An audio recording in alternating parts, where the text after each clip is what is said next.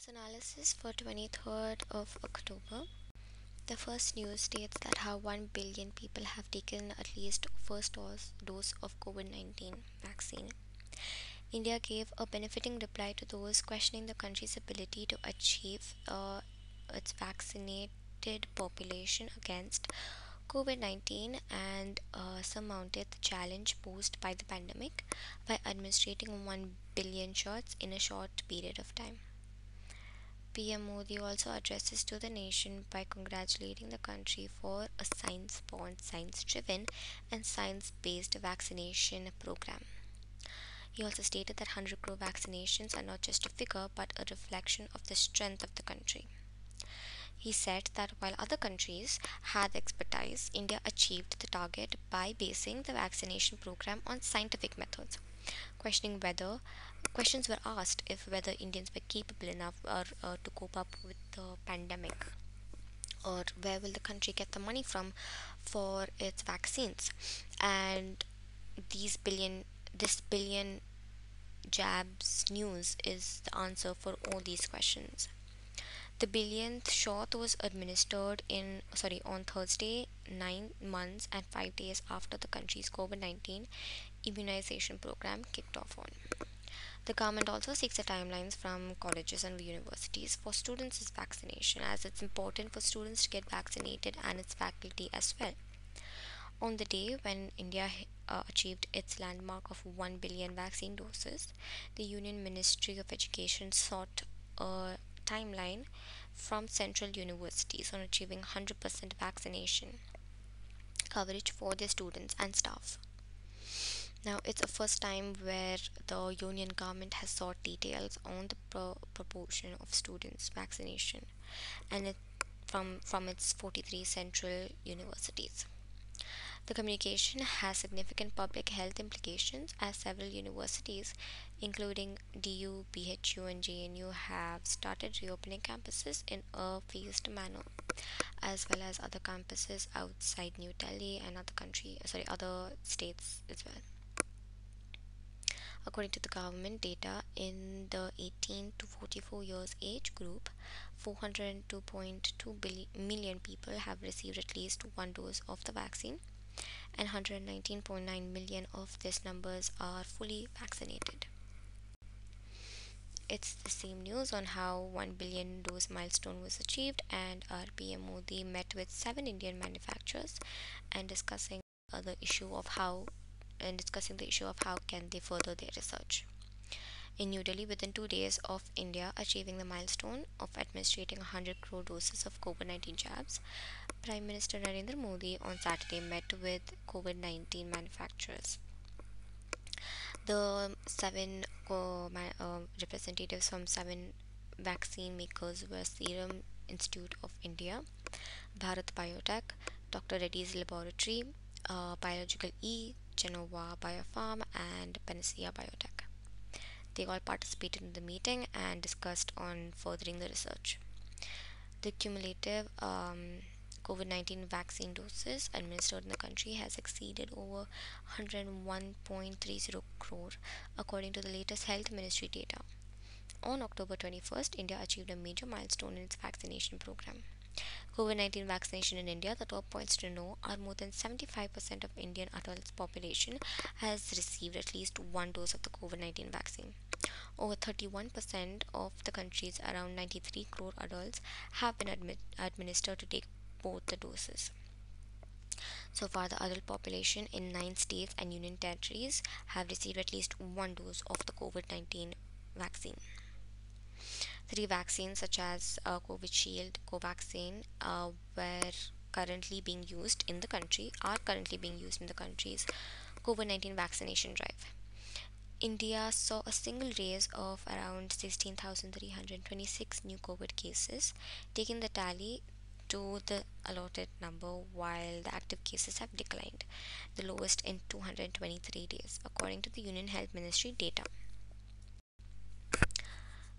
The next news is also about how the meeting went and how the representatives appreciated our PM for his efforts on encouraging people to get the vaccine done.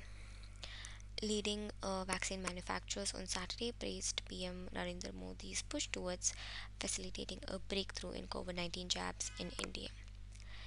One of them also stated that had it not been for him and driving the health ministry, today India would not have been able to make a billion doses. There's no doubt in my mind about it.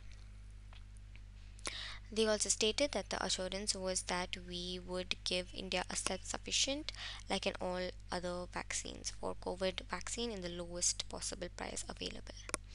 The prices were also discussed in the meeting on how they can reduce administer to get more people to get both the doses done immediately. RPM Modi met with leading COVID 19 vaccine manufacturers on Saturday and discussed about the achievements and the further research developments on how they can encourage more people to get the vaccine done. Sorry, to get their vaccination done. In Delhi, very close to winning the battle against dengue, says Arvind Kejriwal. The Delhi Chief Minister Arvind Kejriwal claimed that the national capital is now very close to winning the battle against dengue. He also encouraged his citizens to participate in 10 Hafte 10 Baje 10 Minutes campaign on Sunday to help defeat dengue. He also stated that, like previous weeks, this Saturday too, at 10 a.m., let us all spend 10 minutes inspecting our homes. The Chief Minister's comment comes amid a sudden spike in the daily tally of dengue cases since the beginning of October. Delhi has been reporting 20 to 30 dengue cases every day since this month began. The national capital has recorded 723 dengue cases and one fatality this year. Government data collected till October 16 shows of which 382 cases were recorded in this month alone. It was also stated that the Aam Aadmi Party led Delhi government had announced an increase in the number of dengue beds in hospitals and reduction in the number of beds reserved for coronavirus patients. The dengue situation in Delhi is completely under control. That's what's stated by the minister. And around 25% of the total dengue patients present in Delhi hospitals are outside from Delhi. There are an adequate number of beds in the hospitals. Not only that, also for the patients outside Delhi, as mentioned before. The number of coronavirus cases was high in 2020. Because the possible reasons were because people were at home. Because of this, dengue cases came down rapidly compared to the case analysis in 2019. But this year the situation is expected to remain the same as it was in 2019. The government has brought down the percentage of beds for coronavirus patients from 30% to 10% in private hospitals, by reducing the number of reserved beds in government hospitals from 400 to 700. From 700 to 400, claiming that the rest of the beds will be kept aside for dengue patients. The fuel price hike. It stated that the petrol and diesel prices were hiked for the fourth consecutive day on Saturday in Delhi by 35 paisa per litre, pushing the total increase in rates on petrol to rupees 36 per litre and on diesel to rupees 26 since May 2020. Petrol in Delhi now costs around 107 a litre and diesel comes to around 95 according to the price notification. The government had raised excise duty on petrol and diesel to mop up gains that would have otherwise cured to consumers from international oil prices, crashing to as low as USD 19 per barrel. The oil minister Harpreet Singh Puri on Friday equated demand for cutting excise duty. He also stated that I think it's simplistic politics, political narrative we get in India. Prices have gone up. Why don't you reduce the taxes? Now coming to taxes, it was also stated that on on October 21st, the vaccination was done, as we all know, and because of this celebratory achievement, the prices of petrol and diesel were overshadowed. About what the oil minister said about yeah, so he also referred to that rupees 1 lakh crore oil bonds the previous Congress led UPA government had issued. The finance minister Nirmala had, after the GST council meeting regarding the tax, stated that the panel had decided to continue to keep petrol and diesel out of the GST regime. The Kerala High Court, he said, had suggested that the inclusion of petrol and diesel in goods and service tax, that is GST regime, be put before the GST Council, and the GST Council came up with the solution to continue to keep petrol and diesel out of GST regime. However, the collection from the hike exceed the amount due to be paid to the oil companies. Minister of State for Petrol and Natural Gas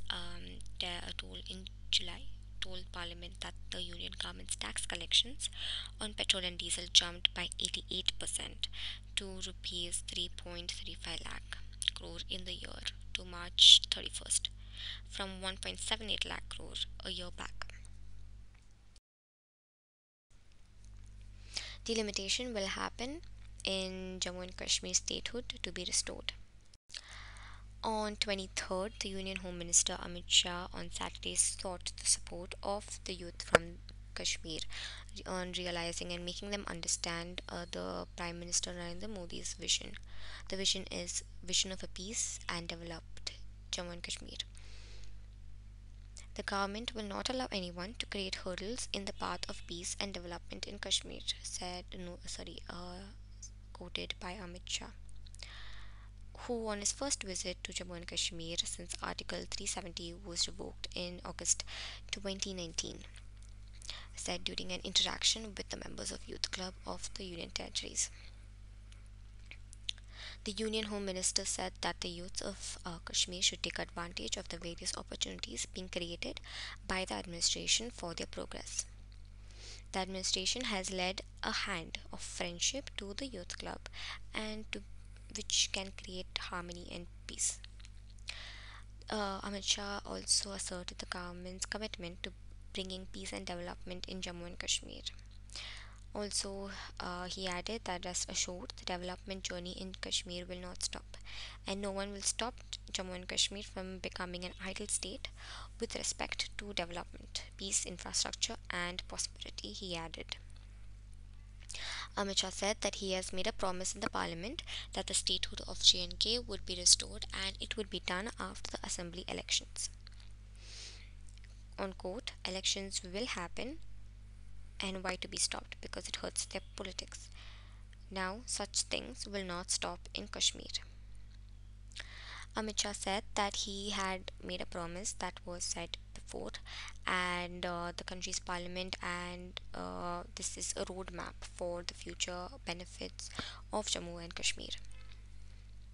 Amit Shah said that he felt pleased after his interaction with the members of the youth clubs and set out and has an idea to set out a right path and become a shareholder in the journey of development. The skills required for 2021. The Digital Skill Gap Index DSGI survey conducted by education's research giants wanted to find out what people think about which skills and resources are important for 2021 and for the employees to get their jobs in the market. The exhaustive digital skills study was conducted across several economies, including India. And with the research, it was found out that India is facing a skill crunch, which makes a majority of graduates unemployed. So, what are the skills required? From the survey, it was found out that around 85.3% of the survey respondents across APEC believed that the most relevant skill in the 21st century is problem solving, while the most important technical skill turned out to be data analytics and algorithms, as agreed by 80% of the participants. Only 4% response were taken as satisfied with the level and availability of digital skills. Nearly half of the respondents believe that present day employees are not equipped to handle data in a moral manner. So again, it comes down to the survey that 54.8% of the respondents believe that the education system is only somewhat responsive to the digital skill requirements of the employers. The survey revealed that 61.8% of the graduating students from the education institution possesses the relevant digital knowledge for an entry level based job only. 48.6% of people from APEC agreed that there is a significant gender gap in the STEM fields. About 60% of the survey respondents admitted that availability of digital skill training programs is not at par with the requirements of day to day basis. The percentage of respondents who find that employers need an applicant skill in terms of digital knowledge are at par is 51.4%. More than 10% of the response were felt poor digital awareness and understanding as well as resistance to reskilling and upskilling are the biggest challenges in coming ages. Now, why do we need digital skills? As quoted from the representative from the survey, the global pandemic COVID 19 has proven to be a powerful force in disrupting the way in which organizers work from day to day basis. He also said, and I quote, amidst such disruption, technology has been an enabler for both employees and employers alike in helping them adapt to the new normal working conditions. FATF retains Pakistan on grey list, while Turkey new addition. Now, Pakistan was put on the grey list earlier in 2018 after the FATF found many strategic anti money laundering. Now, what is FATF's grey list? The Financial Action Task Force (FATF) is a global money making laundry and financing and other related threats watchdog to the integrity to the international financial system. The FATF updates its standards, and countries that do not comply to it get added to the grey list. Now, what exactly a grey list means?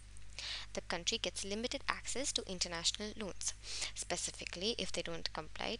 The country has committed to resolving swiftly the identified strategic deficiencies within agreed time frames and is subjected to extra checks.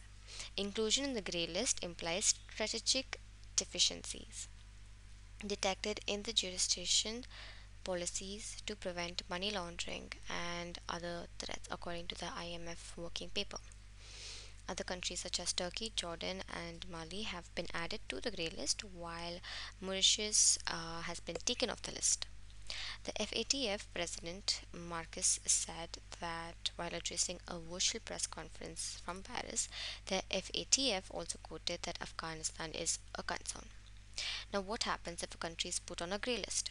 Even though the list does not lead to any legal consequences, it means that the countries have failed to prevent international money laundering and are hence on a global watch list. A recent study by the International Monetary Fund reported that grey listing cuts capital inflow by an estimated 7.6% of gross domestic product (GDP), while foreign direct investment (FDI) and portfolio flows are also hit. Pakistan was put on the grey list earlier in 2018 after the FATF found many strategic anti money laundering, combating the financing of terrorism defense deficiencies in the country's system.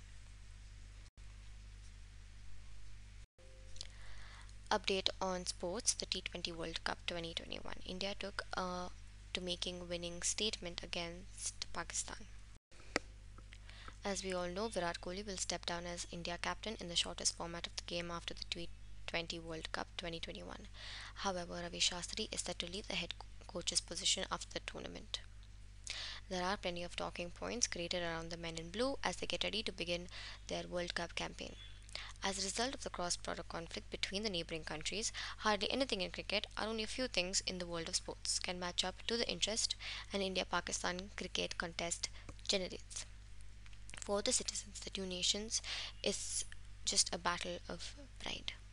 And also stated that Virat Kohli will not settle for anything less than a win against the neighbouring country as he prepares to leave India captaincy in T20s. And that's all for today's news. Hope everyone has a great day. Thank you.